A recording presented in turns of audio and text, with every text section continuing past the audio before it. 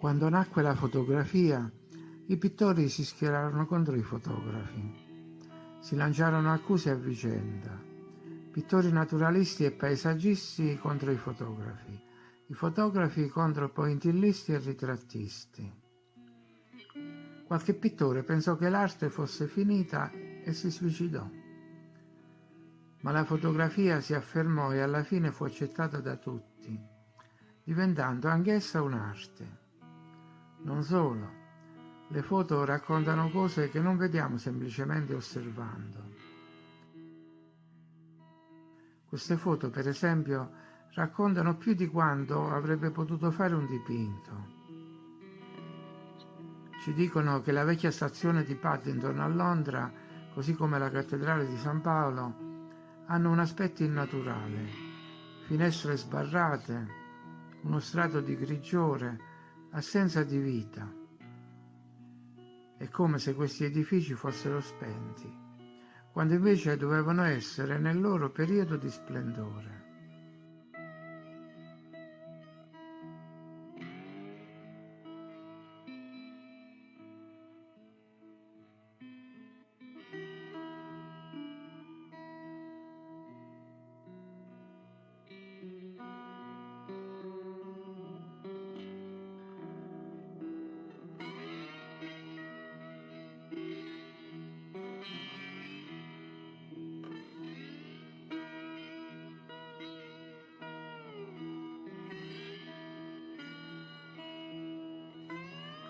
Ora lasciamo queste foto e osserviamone delle altre.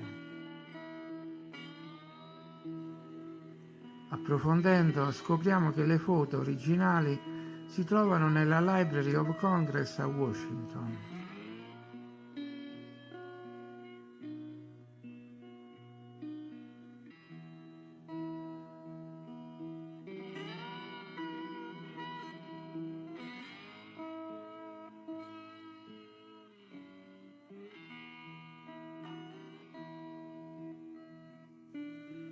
Fanno parte di una raccolta di foto simili di altri paesi europei.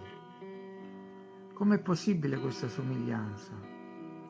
Ogni paese ha fatto delle foto con le stesse modalità o qualcuno è venuto dall'America e ha scattato quelle foto. La metodologia di ripresa sembra la stessa, infatti, così come le tonalità cromatiche e la stampigliatura di serie in basso a sinistra.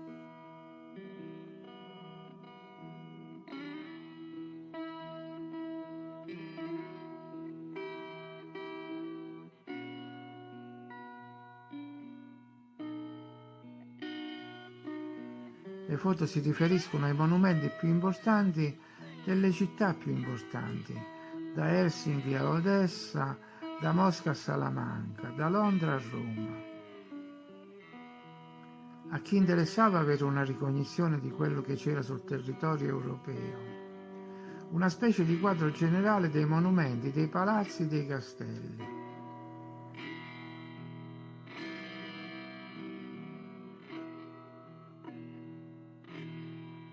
Così era successo da richiedere una catalogazione, un inventario completo. Le città nelle foto si presentano come uscite da un sonno. Ce n'è una che mostra quasi i segni di una pulizia appena eseguita sulla terra intorno a un monumento. Ma le piazze sono vuote, tranne che a Napoli e in qualche altra città. In genere sono spettrali. Qualcuno sostiene che nel 1848 è stato un evento catastrofico terribile che ha portato a un azzeramento. Così, qualche anno dopo, c'era la necessità di una documentazione fotografica delle eccellenze monumentali da gestire. Trovare palazzi per le sedi di nuove istituzioni, stazioni, musei, eccetera.